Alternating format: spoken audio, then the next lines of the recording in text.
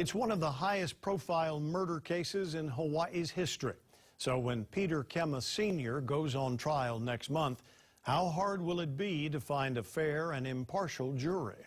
KHON2 was first to tell you about a jury questionnaire that's gone out on the Big Island to try and find potential jurors.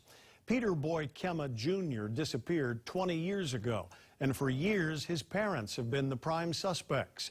But there wasn't enough evidence until last year when they were indicted. Today, we followed up with the prosecutors to find out the challenges they face with the jury selection process. Manolo Morales got some answers. Manolo? Joe, I spoke with Deputy Prosecutor Ricky Roy Damerville, and he tells me it's not just the publicity.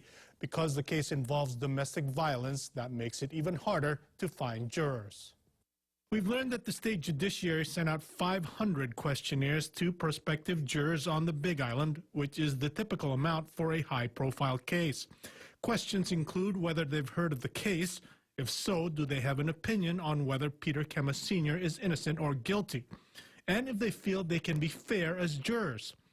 Deputy Prosecutor Ricky Roy Damerville tells me it's okay if the prospective jurors know something about the case, but the critical question is whether they can be impartial.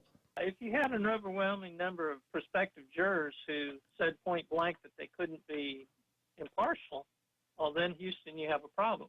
So a lot depends on how those questionnaires are answered, which have to be turned in by April 5th. And if enough jurors can't be impartial, I asked Damerville of the possibility that the trial might be moved to another county. I would have to say no on that. I just don't expect that being a problem. But you know, anything can happen. You can always be surprised. You know, you have to expect the unexpected to a certain extent.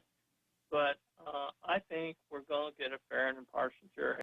2 questions were also asked to prospective jurors dealing with domestic violence.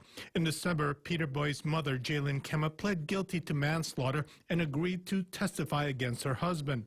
During her court appearance, Damerville told the judge that Jaylin did not get help for Peter Boy because she was afraid of her husband. Damerville told me today that this issue makes it that much harder to find jurors.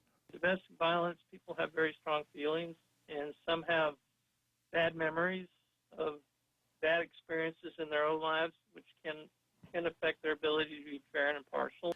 Given those challenges, though, Damerville tells me he's confident that a jury will be picked within a week. I'm going to keep an open mind. I don't think it's going to be as much of a challenge as many people expect. I did reach out to Peter Kema Sr.'s attorney, Stanton Ushiro, but I have not heard back. Both sides are scheduled for a pre-trial conference on Friday. We'll let you know if there are any updates prior to next month's jury selection.